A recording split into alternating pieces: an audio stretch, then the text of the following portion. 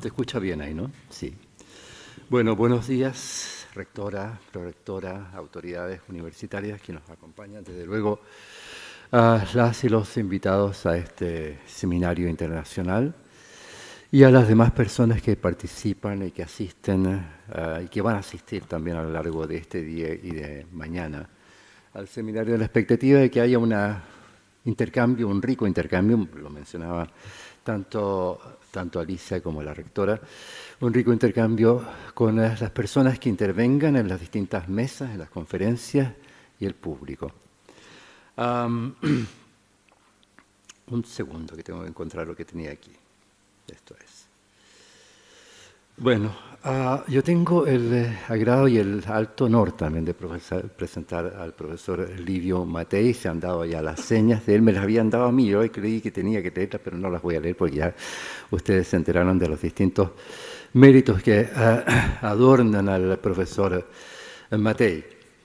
Tenía más cosas aquí, pero no es necesario que las mencione.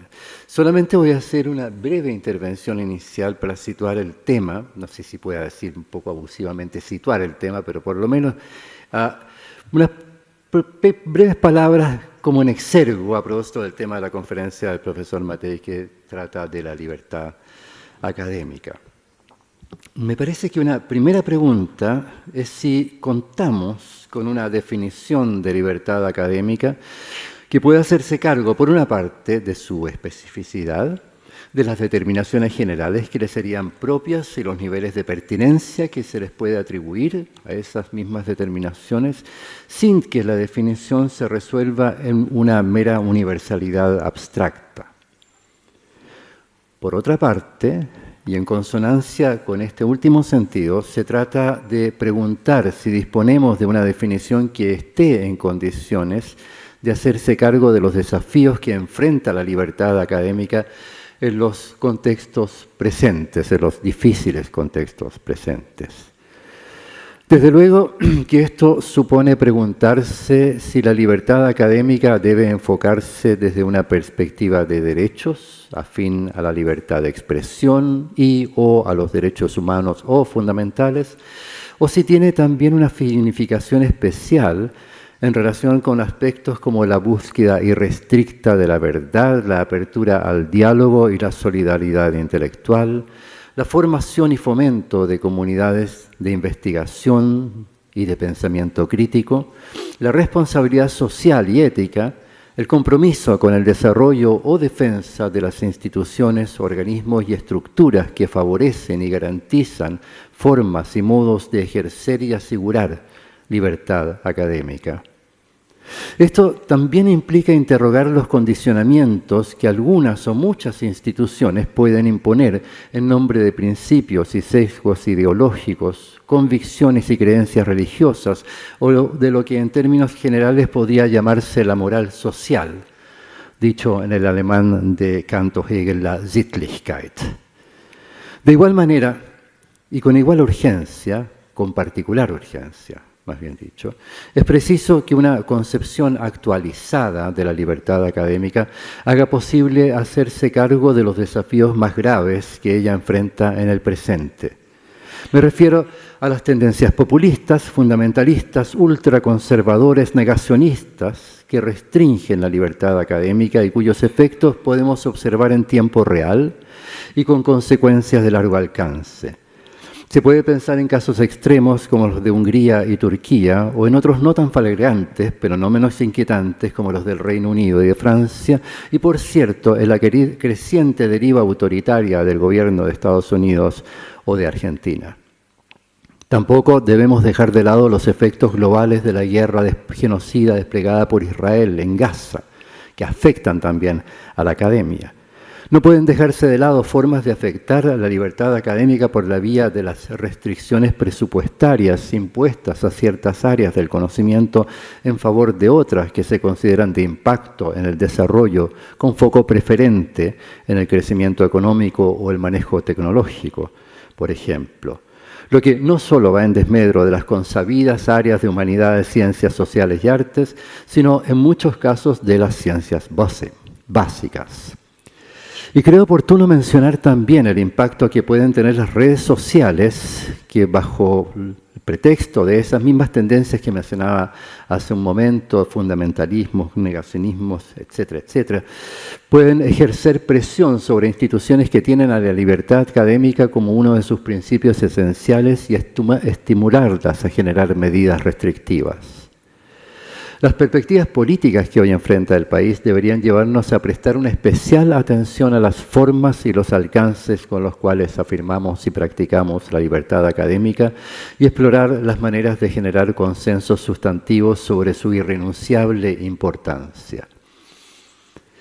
Desde su posición de líder en materias de educación superior, el profesor Liviu Matei tiene un amplio conocimiento de asuntos como los que he reseñado brevemente y ha desarrollado una rica reflexión al respecto, a la vez que ha ejercido una capacidad de intervención en la formulación de políticas en diversos ámbitos de la función universitaria. Les invito a escucharlo y a un breve debate al cabo de su conferencia.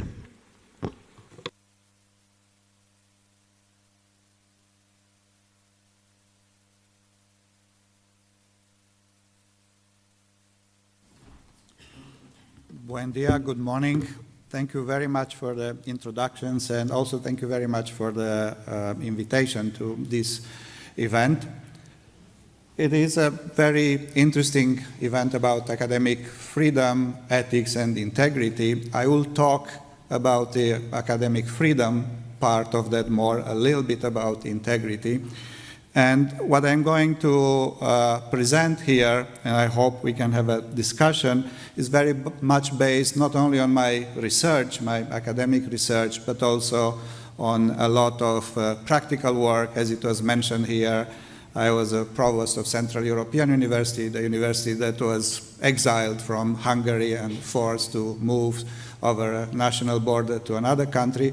But I also worked a lot in policy projects, for example, in Myanmar, between the last two military juntas, in Central Asia, even in the Middle East a little bit, in Europe quite a lot, and a little in North America as well.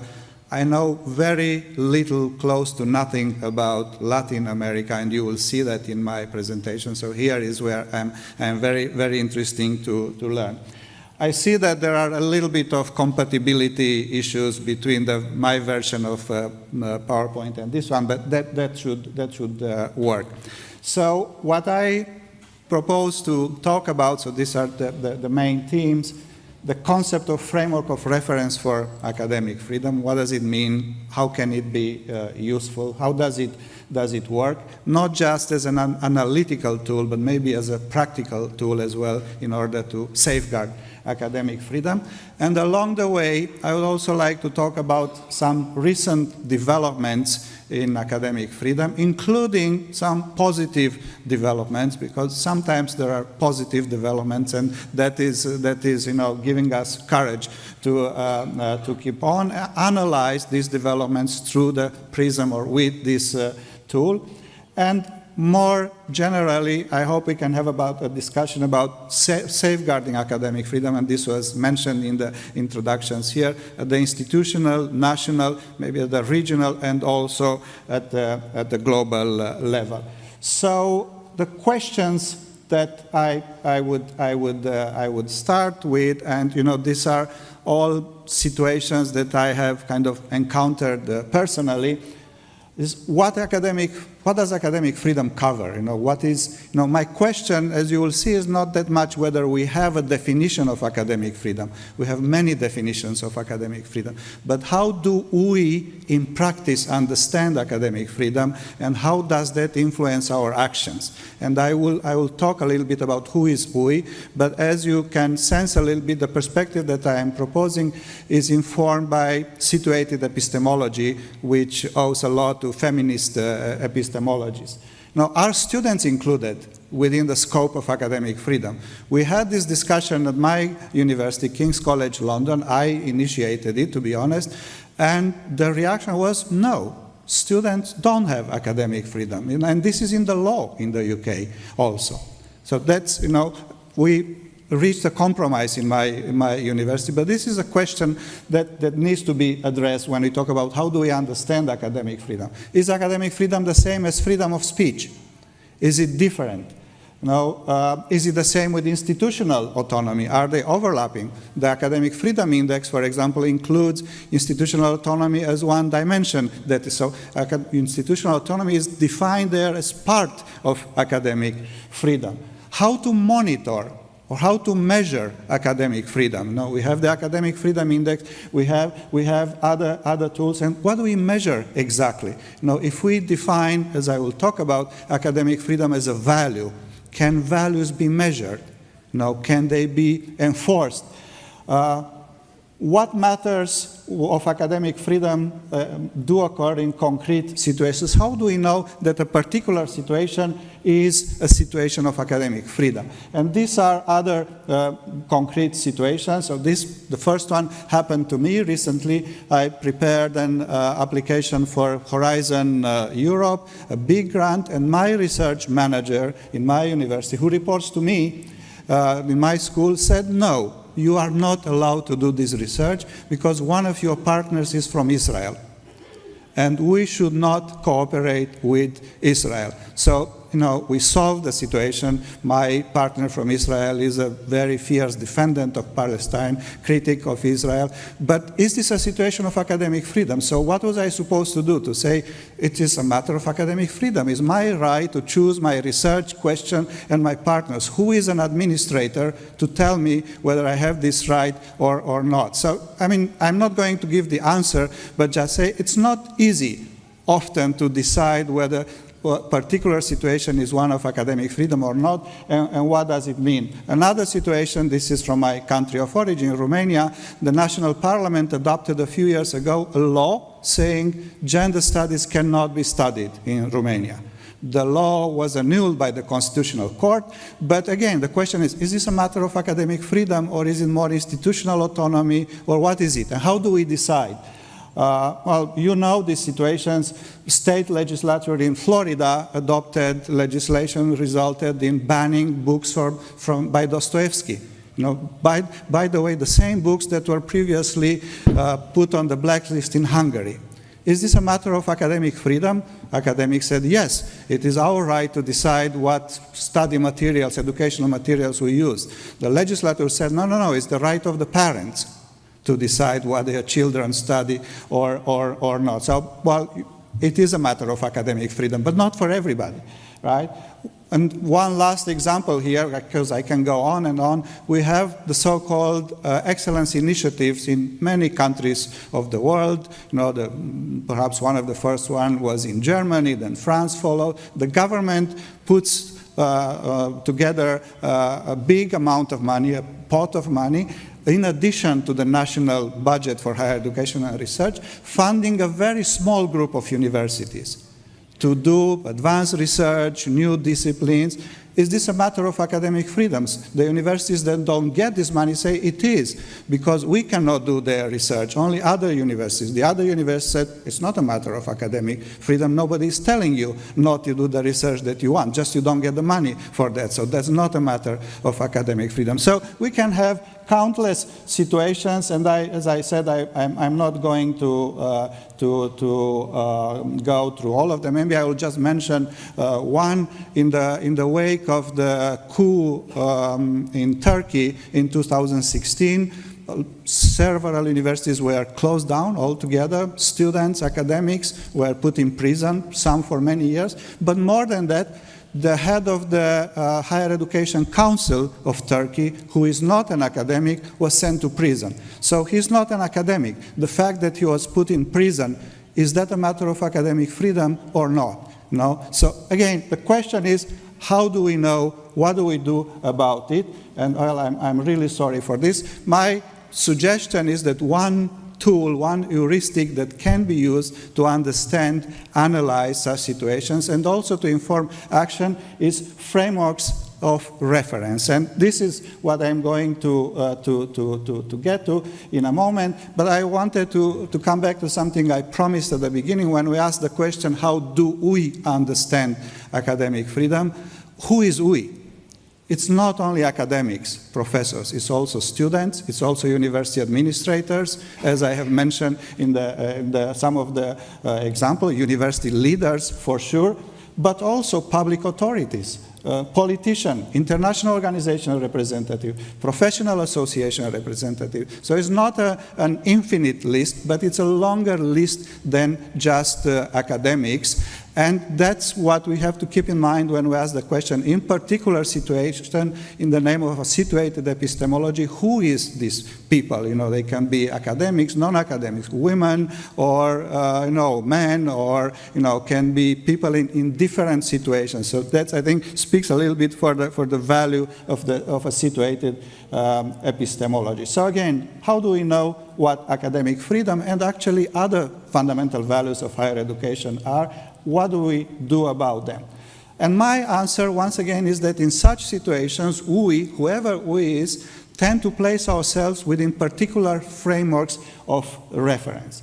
And just to introduce the more theoretical concept, a few examples of different levels of framework of reference. The first one is from Hungary, and it involves the case of my former university, Central European University. I mean, many of you would know of this situation. In 2017, the Hungarian parliament amended the national higher education law in a way that obliged this university either to close down, simply doesn't exist, or move to another country. Long history.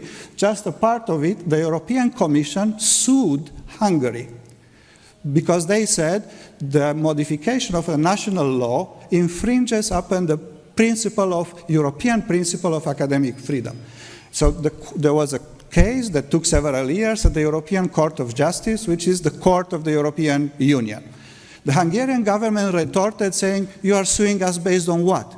There is no European legislation for academic freedom, and under the Lisbon Treaty, which is like the constitution of the European Union, matters of culture and education are competencies of national authorities. There is no European Union competence on academic freedom, and there is no framework of reference for that. We have our own legislation in Hungary, our own framework of reference, so what are you talking about? The judge first said, you know what, you are right. There is no European legislation for academic freedom, but we have commercial legislation. Because the European Union adopted the GATS agreement, made them into union law, and this is binding legislation. So the judge, a very brave woman, created jurisprudence, decided the verdict was against Hungary, saying Hungary has infringed upon the right of someone, an entity, which happens to be a university, to establish and deliver commercial services, which means education and research. So she created jurisprudence using commercial legislation to defend academic freedom because we in the European Union didn't have legislation for this. We have the European Charter of Human Rights, which does mention academic freedom, but very briefly. So this is an example which shows a national framework of reference against a regional European one. I'll come back to that because there are very interesting examples there. So that's one example. A second example, in my current country, the UK, the Parliament adopted a law in 2003 called Higher Education, parentheses, Freedom of Speech. This is a law that creates what I call the national framework of reference, a new one. And it says, for example, that academic freedom is the same with freedom of speech. And the institutions that are mandated to protect academic freedom, freedom of speech, are the courts.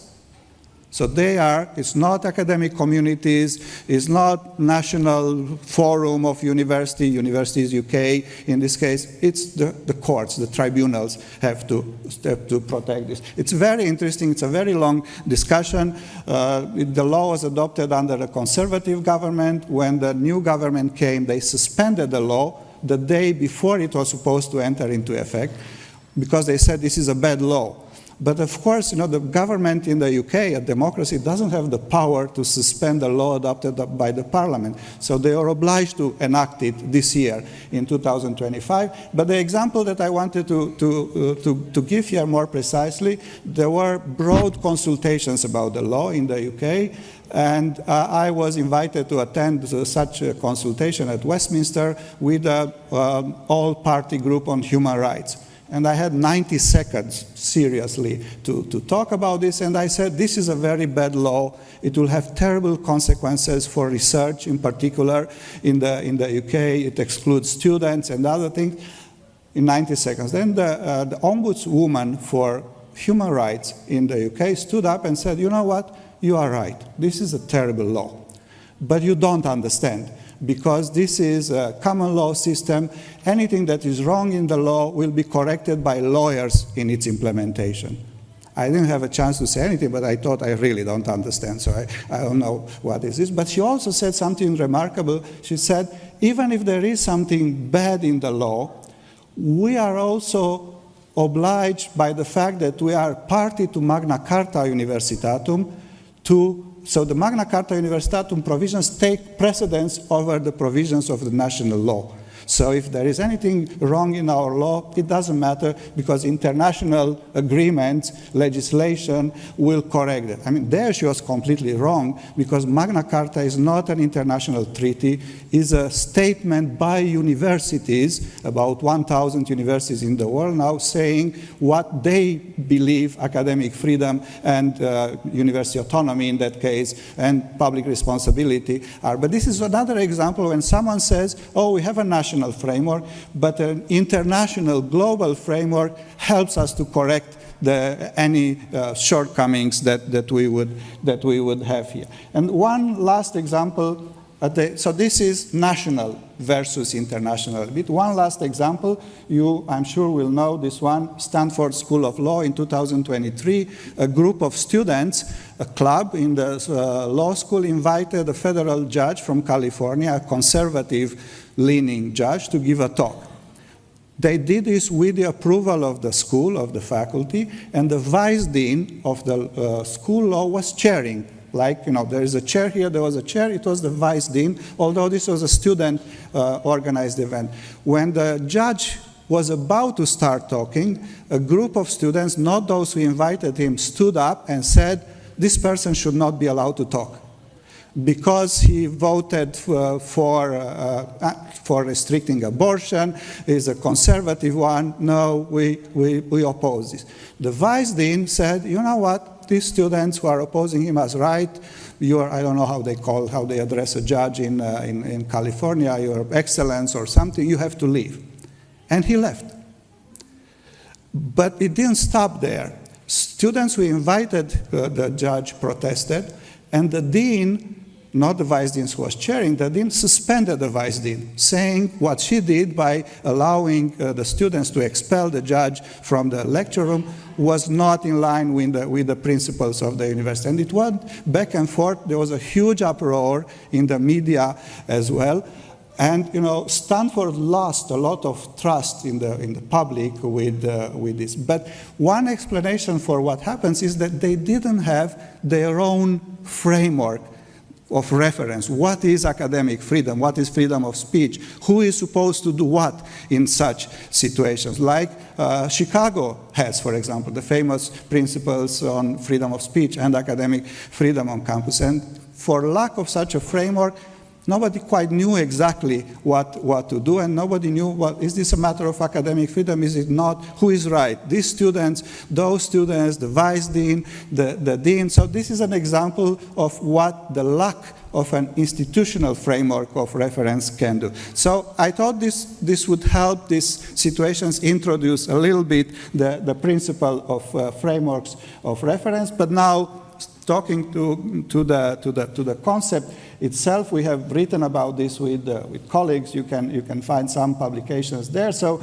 we propose that the framework of reference for academic freedom always includes a conceptual reference point for academic freedom. So how people in that framework understand academic freedom. That is usually a definition, but can be more than just a definition. And I will show examples of quite elaborate conceptual references. And usually these reference points are shared within a particular framework. So in Europe, not the EU, recently we adopted a European Statement on Academic Freedom, which was adopted by governments, all governments of Europe, including Russia. It was in 2020, which is supposed to be the common conceptual reference for all of us in Europe when it comes to academic freedom. I'll talk more about that. A framework of reference also includes guidelines for the practice and promotion of academic freedom. Who should do what? And I'll present examples here. Elements of codifications. It can be a law, but not necessarily a law. And provision about institutional mechanisms that should or could be used to implement that understanding of academic freedom. For example, at Stanford, they should have had a committee for the defense of academic freedom, or a disciplinary committee, or whatever, a body that is in charge for adjudicating in such matters. You know, in the UK, as I mentioned, it is now said at national level, when there is a dispute on academic freedom, the courts decide, go to the court. So frameworks of reference include different provisions about institutions that are supposed to be in charge of the implementation, and very often, but not always, there are also monitoring mechanisms. So a framework of reference would always include a conceptual reference, and some, maybe not all, of the other elements. So the conceptual reference or reference points, I discussed about that already, but just to say, it is like an anchor that anchors the understanding and the behaviors of those individuals that are using the respective framework of reference. So I am not going to talk a lot about this slide. You know, this is a little bit one of my dreams. I never had a sabbatical. When I will have one, I will work on this. Maybe I should come here. But I'm mentioning it briefly because there was some mention here before. How academic freedom is conceptualized, right? It can be conceptualized as a human right.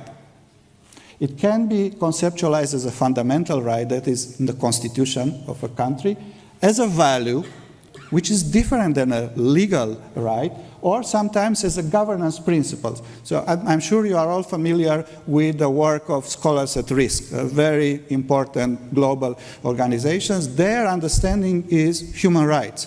And they base their work on the Universal Declaration of Human Rights. And that functions very well in some situations, or at least on the analytical side. So if we talk about Afghanistan now, women are banned from universities, almost banned from the entire education. A human rights approach is the right one when we advocate for academic freedom. But if we are talking of a situation, let's say in a country like Denmark, but it can be other countries, where someone applies for promotion, and the promotion committee decides, no, promotion cannot be granted in this case because the candidate doesn't have a clear academic profile.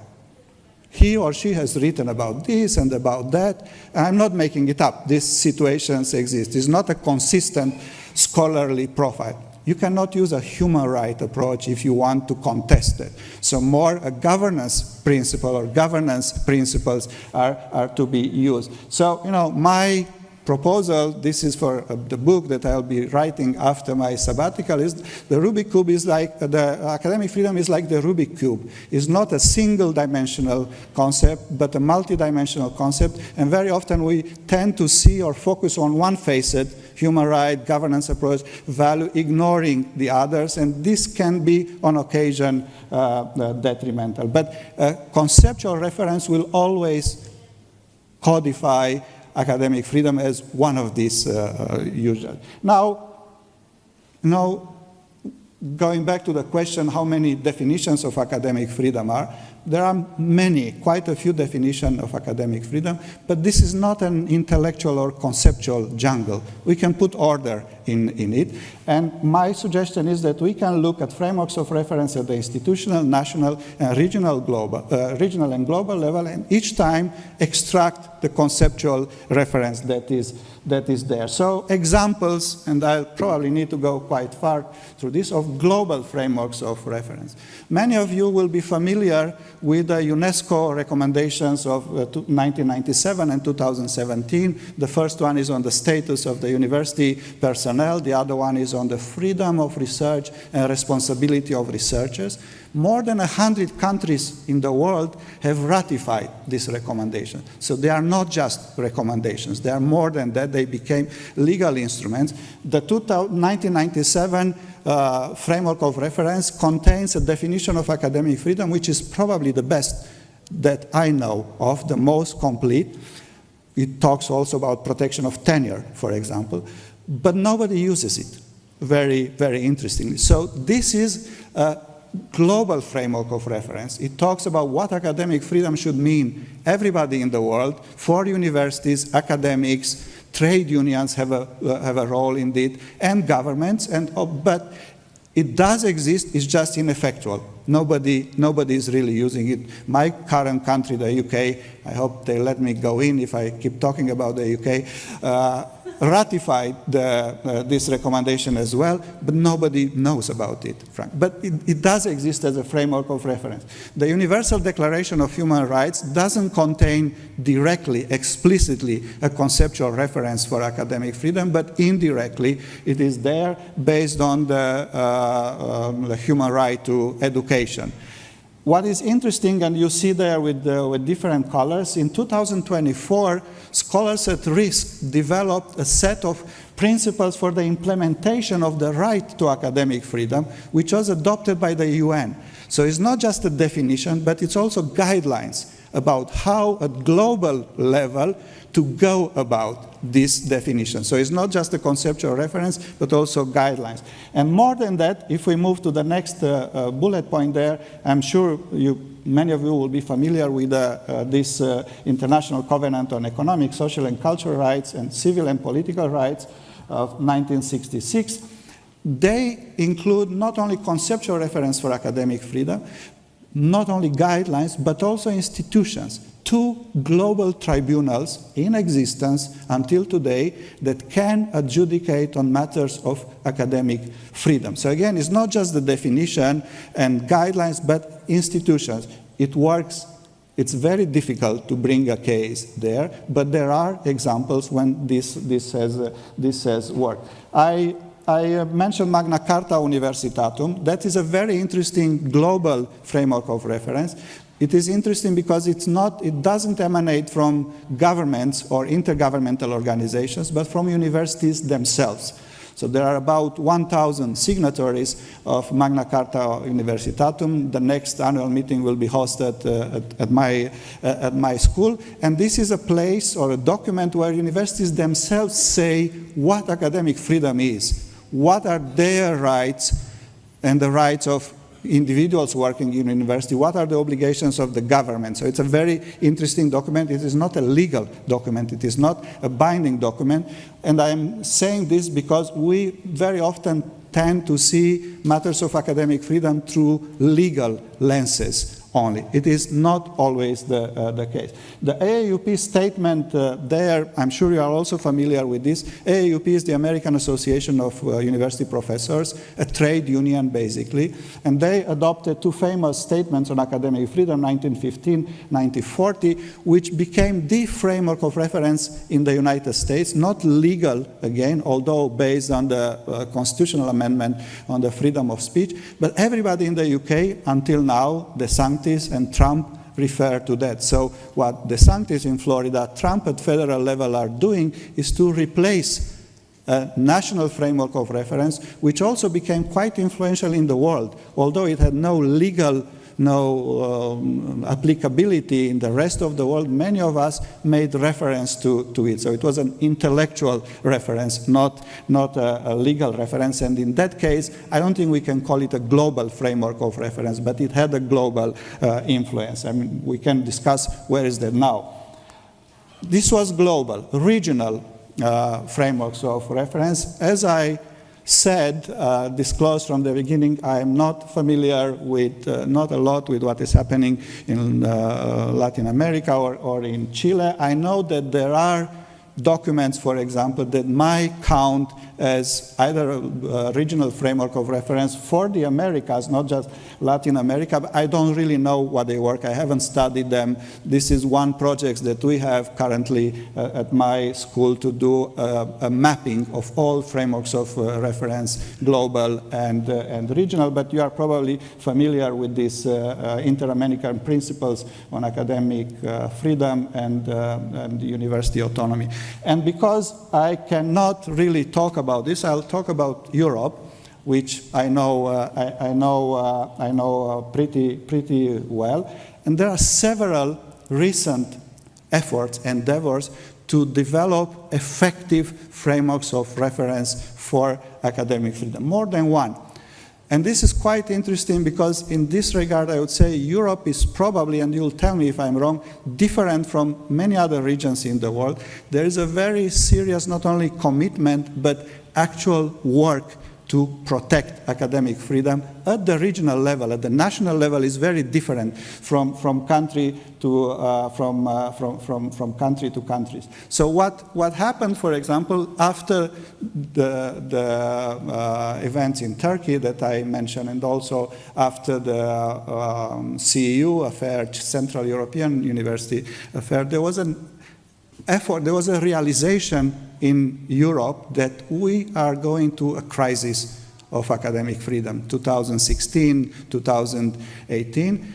And one attempt to address it was to establish a all-European framework of reference, not just the EU, but all countries of Europe to have a common, what I call, framework of reference for academic freedom.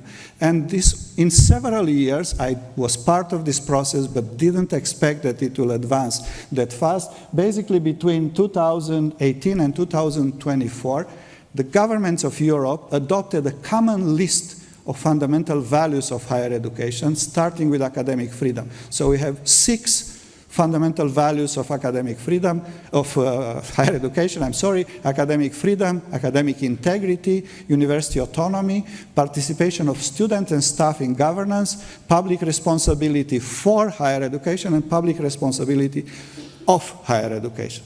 And then also we have very clear definitions, conceptual references for each, which were adopted between 2020 and 2024 by the governments of all European countries, minus now Russia and Belarus, they are suspended. They were not developed by governments, that's another solution. Very interestingly, there are written commitments, obligations that government assumed in order to protect and promote academic freedom and the other values as jointly defined. And moreover, there is an implementation mechanism in form of a transnational monitoring exercise, which I am leading currently, to look, so in this year and next year, we would look into what happened with these commitments. So the governments promised that they will align their national legislation with the European definitions. Has that happened? They promised to adopt policy measures, including funding, to promote these values. Is that happening? So this is very interesting exercise. It's different for the Academic Freedom Index because we are not measuring academic freedom, but monitoring commitments about these values. There is more than that, and I'll come back to this example in a moment. I mentioned earlier the European Court of Justice created jurisprudence saying you can apply commercial legislation to protect academic freedom. There was also a document meant only for freedom of research, the Bonn Declaration on Freedom of Research, which is not a legal instrument, but still influential. And I'll say a few words about this.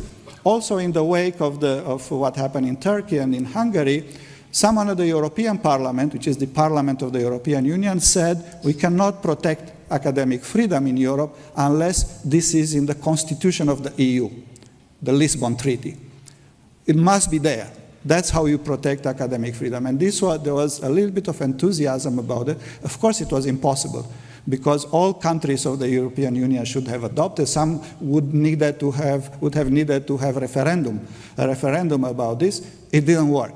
then the same person, then the chair of the panel on science and technology of the European Parliament said, fine, we adopt legislation. Not in the constitution, not in the treaty, but secondary legislations, secondary level legislation. That is also very difficult for the reasons that I mentioned earlier. The European Union doesn't have competences in matters of education, only research. In matters of research, it does have formal, legal competences. So there is work now on the way on this legislation, but it risks to be only about research, not about education, for example, in the EU. But I'm saying this to show attempts at building an effective, up-to-date regional framework of reference for academic freedom and related values in Europe. Speaking of other regions of the world, I was thinking while preparing this presentation, what about ASEAN, Southeast Asia? To the best of my knowledge, there is nothing common in terms of academic freedom.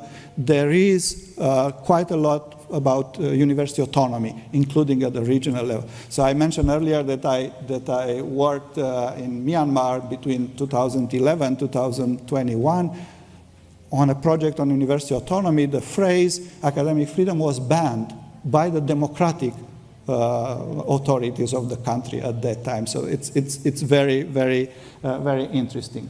Now, global, regional, national. I mentioned already the case of the UK with the Higher Education Freedom of Speech Act. There is legislation about academic freedom, more or less complete, supportive or not supportive for academic freedom in basically all countries of the world. Either in the Constitution, in other laws, there are sometimes other types of codifications, non-legal, of academic freedoms. For example, South Africa has a very interesting framework which is not legal. It's issued by the South African Higher Education Council, organized around three values: academic freedom, university autonomy, and public accountability. It's a very, very interesting example. And as I said, every country has. Russia, for example, never had protection of academic freedom in the constitution, but after the fall of the Soviet Union, in any case. But they do have legislation about academic freedom. Obviously, Hungary is probably the only country of the world that had protection for academic freedom in the constitution and took it out in 2010. So the freedom of research, for example, was replaced with the principle of respect for national identity. So, if your research is perceived as, threatening the national pride, that's not protected. And so on. I don't know, once again, about Chile. You obviously know all of that, what is your own framework of reference. Institutional level, maybe the most interesting example is Chicago. So Chicago adopted the famous principles of freedom of speech on campus, then they added academic freedom. In 2015, a lot of American universities borrowed this principle, made them their own regulations as well. And that's interesting because I'm jumping a little bit. I'm recommending that every institution has its own internal framework.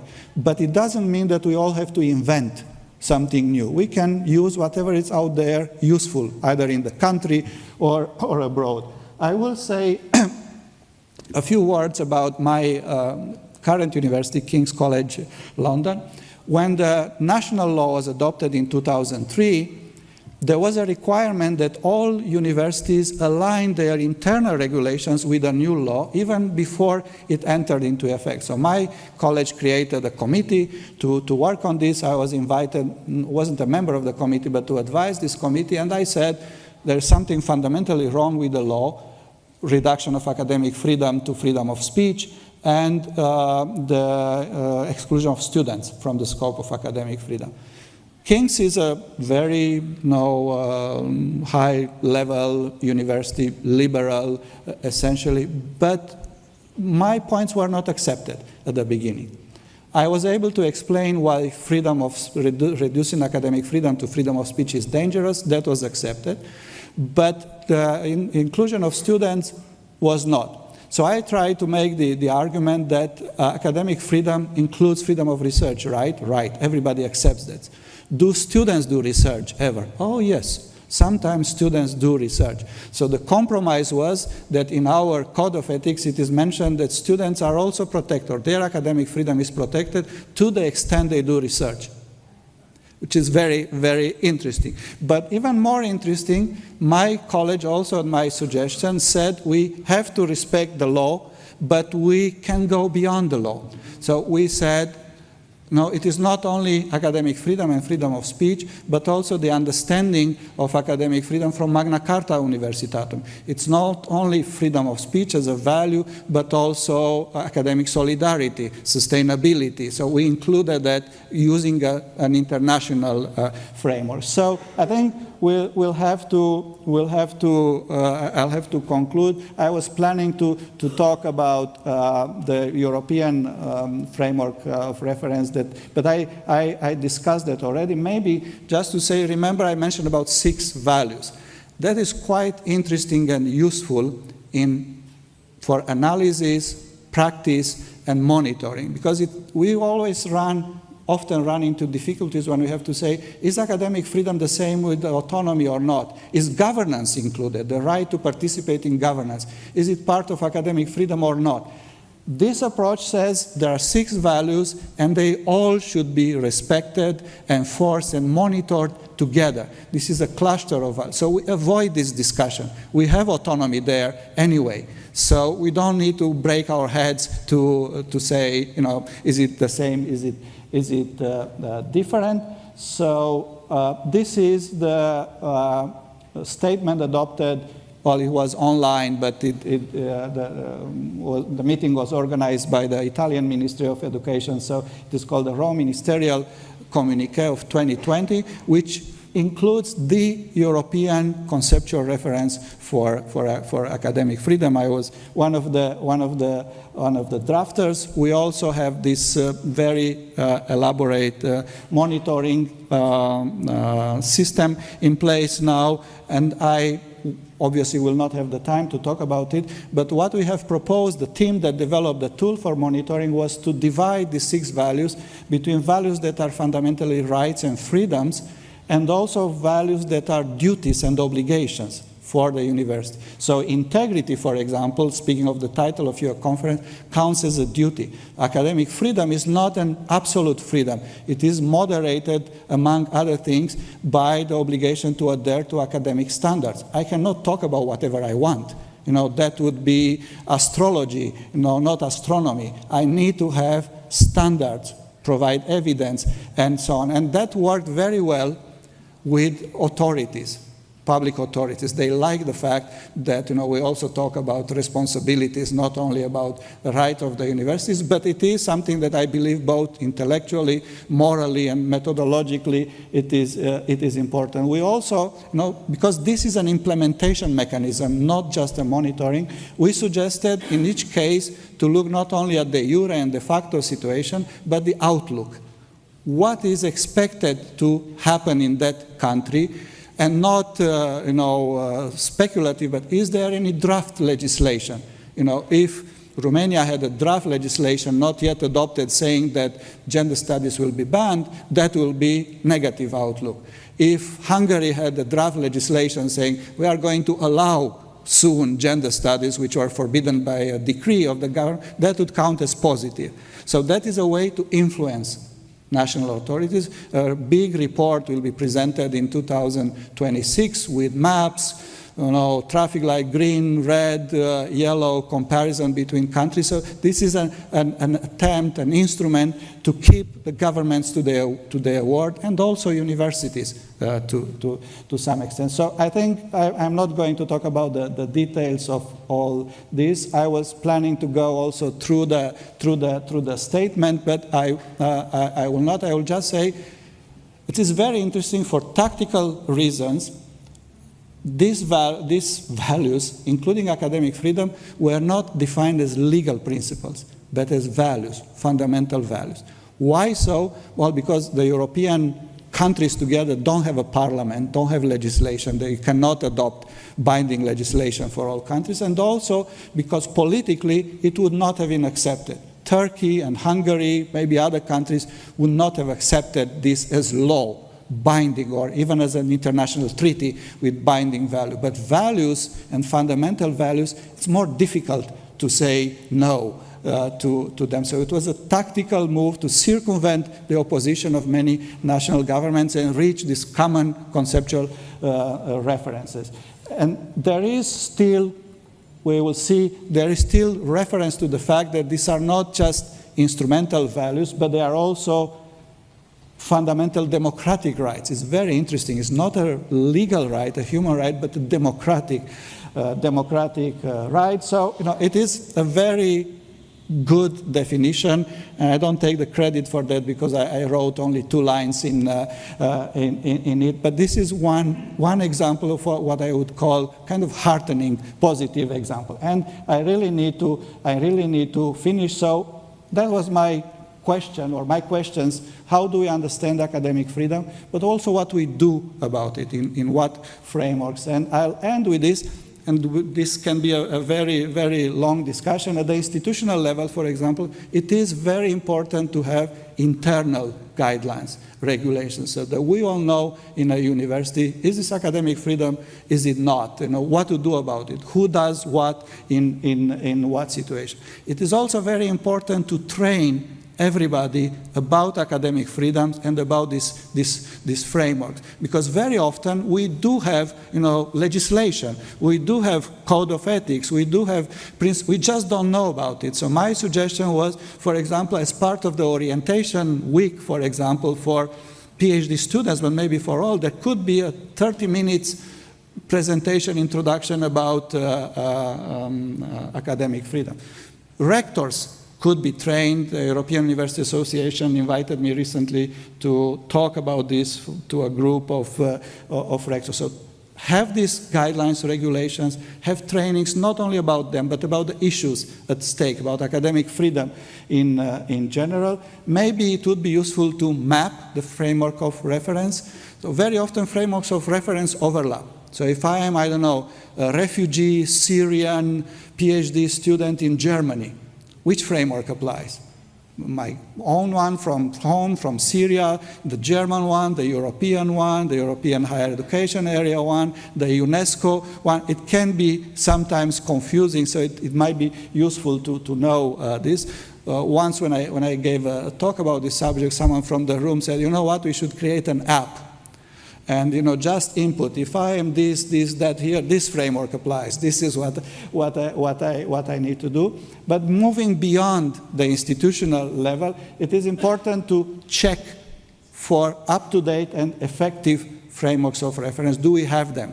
Then put them at work. If not, we need to reimagine them, change them if they are not useful or not effective. And I'll really end by saying this framework of reference are not always supportive of academic freedom. We see once again what is happening in the US, where the US used to be the reference for academic freedom. Maybe it still is, but in the other way around, in a negative way.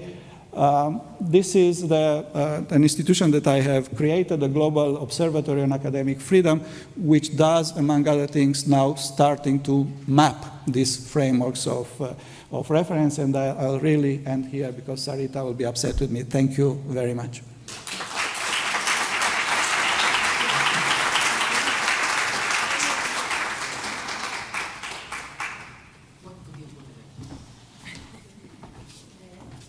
Estoy preguntando cuánto tiempo tenemos para el debate. Creo que la conferencia ha sido particularmente estimulante y provocativa para que el público intervenga. Sí, por cierto. First, thank you very, very much for a very enlightening presentation. Question. The word self-censorship was not used. Any reasons for that?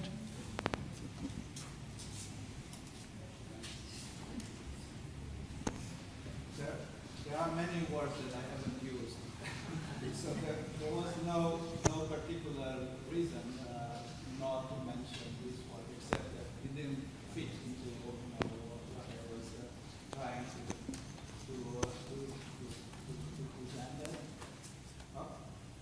Do I need to push the button? I'm sorry. So I was saying that there were many words I could have used, I should have used, and I didn't. So there was no particular reason not to talk about self-censorships.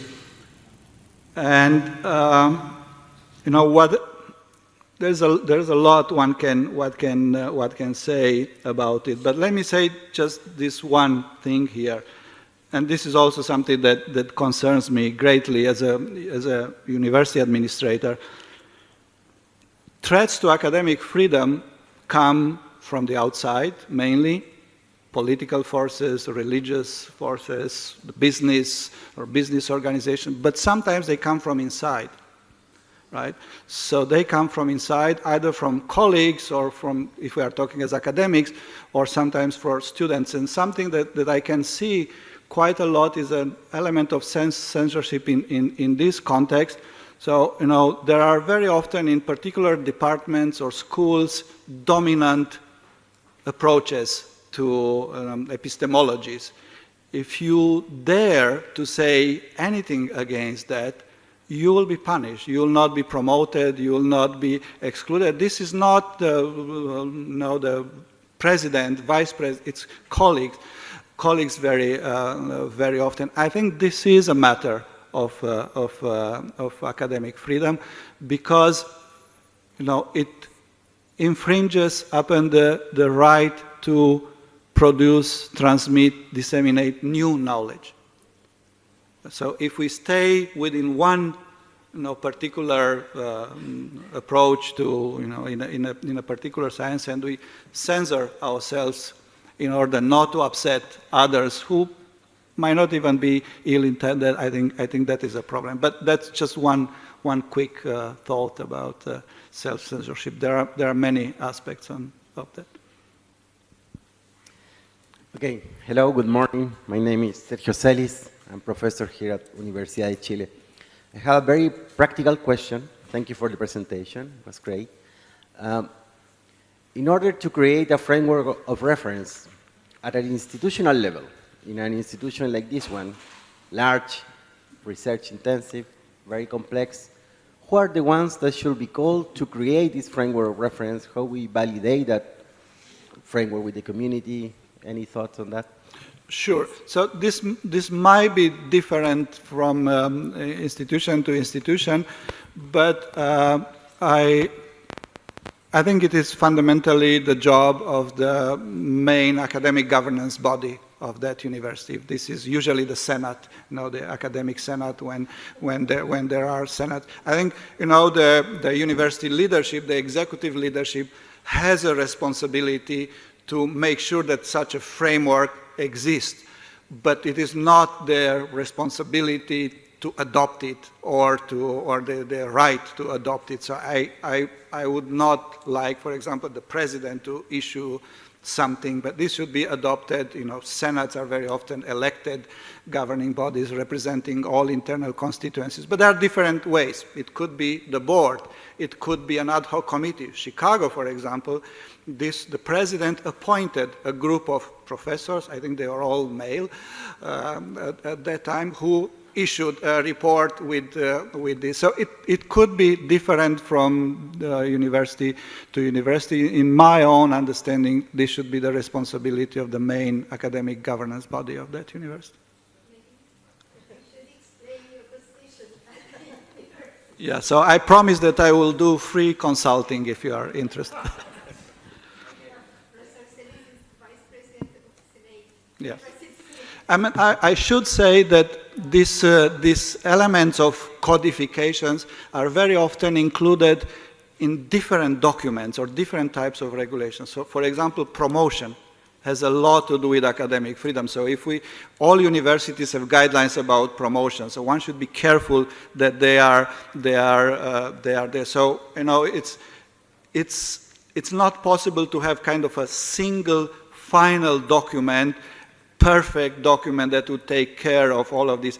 And that's why it is important, this is why I'm talking about a framework, not a document. There could be different things. And it is also important to have bodies that are assigned the responsibility to well, how should I say, support the implementation of this, and it could be different. My university has a student faculty committee on freedom of speech, for example, which is supposed to cover academic freedom as well. Yeah. My name is Rodrigo Valenzuela. It was a very interesting presentation. I have the following question, but let me frame it. The challenge to academic freedom by populists and ultra-conservatives and so forth is a political challenge, not an academic challenge. And the response to political challenges is not effective with an analytic and systematic language that builds on definitions and reasons, but it requires a rhetorical answer. And it seems to me that the frame of reference approach is very rhetorical. Rhetorical, from rhetoric, in the sense that it does not offer a systematic position based on first principles, precisely as you say, but it offers a topical way of thinking and intervening based on shared values which provide angles or perspectives from where to fight back, whatever is useful, as you say, in each place and time. Now, what seems to be a problem is the fact that academic production, the writing in the university, the way in which the academy normally expresses itself, and which trains people to think and write, is very rarely rhetorical. In other words, academia does not use or develop the very language it needs to defend itself today. I miss the use of a richer language in academic work and in the training of people to use language within the university. I don't know if you see a problem there. I don't know either, but it is a very important question. And I agree with you, academic freedom is very often, although not always, a political issue, and you cannot address a political issue through non-political means. That's true. I fundamentally disagree with you that this is a simple rhetorical approach. And I think, moreover, if we go back to not only the case of the European higher education area framework, it also shows the practical values of the humanities and social sciences, including of a situated epistemology. And to make this short, I have written quite a lot about the crisis of academic freedom in Europe, based on research but applied to actual cases, and I have argued that this is an intellectual crisis as much as a political and empirical crisis, because we in Europe neglected the concept of academic freedom. We took it for granted. After the fall of the Berlin Wall in '89, it was there, simple, but it kind of changed. And the crisis, to put it shortly, the crisis consisted in the fact that we lacked a shared conceptual reference for academic freedom in Europe, but also up-to-date and effective. We had very good conceptual references. The Humboldtian one is excellent, UNESCO one, but Humboldt was outdated because he worked, at the moment when there was no internationalization, for example, when the national state was being just created. UNESCO is ignored for other reasons. So I suggested to create it. Frankly, I did not expect that this would be taken up. And it was taken up. And a huge effort started with a lot of people taking part in it. And I was part of that process as well. And that resulted in putting together a new framework of reference for academic freedom. So what I'm talking about here is not something that I would like to build. I didn't know this would be possible, but it's something that exists, and it is based on these principles that I was trying to present. So I think, a framework of reference, a concept of framework of reference is not a political tool, right? So you will not win elections with a framework of reference, or you will not overthrow governments, Hungarian government is still in power, has been since 2020, but it is a concept that can orient practical action. So if we say, this is what is happening, we are missing an effective framework of reference at the institutional level. So what is the actionable part? But do it. And who can do it? Well, in some cases, you'll be surprised, students initiate them. It can be academics, it can be trade unions, it can be other things. So it is, I believe, a tool that can orient action. Now, one last thing about the role of academics in all this, because that is very interesting. So all this process in Europe that I was talking about, the ministers just signed off. They didn't write the definitions. They didn't even write the text of the commitments that they accept. These were developed over many years by a varied group of people, including fundamentally Ministry of Education bureaucrats. They were the ones who pushed it. There were also students who are always at the table. This is very interesting, very important. In Europe, students are always at the table, whether it is at the institutional, national, or European level. Trade unions were present. University leaders, not a lot. A lot of higher education association, the European University Association, for example, was very influential, but almost never academics as academics. So this is something that is supposed to protect academic freedom, which was, it is true, developed without the participation of academics, which is very, very, very interesting. I don't think that kind of diminishes the potential value of the framework of reference as an heuristic, as an analytical tool, but it is a fact and it is very interesting. I don't think that kind of diminishes the potential value of the framework of reference as an heuristic, as an analytical tool, but it is a fact and it is very interesting. And I don't have a full explanation for it or a full interpretation even. Well, thank you, Professor. I have the following question. Maybe we could agree that economic power condensates all sorts of privileges, and it is used to reinforce and embolden anti-right views. Given that we should influence and even enforce these systems of references, how to measure influence of economic power over institutions and members, and even should we? Yeah. Well, it's a simple question, but maybe, but the answer is complicated. So I'm not sure I have it. So I'll answer indirectly by saying, you are right. There are important factors, dimensions that should be considered, and the economic, whatever we call them, structures, realities, power structure are important. But I want to say something about political structures, democracy.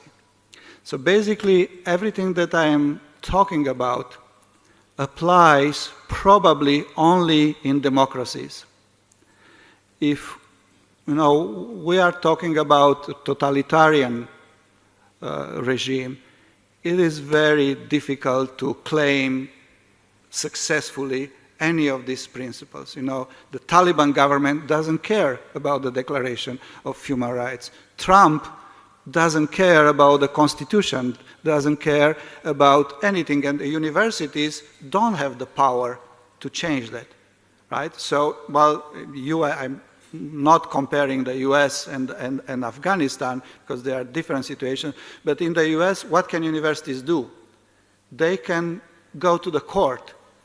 If maybe the first instance court adjudicates in their favor, then it will get to the Supreme Court, where the Trump position will be taken. So, I don't know where the economic factors intervene within that, and I don't have a ready-made analysis for that. But that, just to say, that cannot be ignored and should not be ignored either. Yeah. So there's a lot. So I'm thinking, for example, that in most countries, higher education policy is not made by the Minister of Education, but by the Minister of Finance.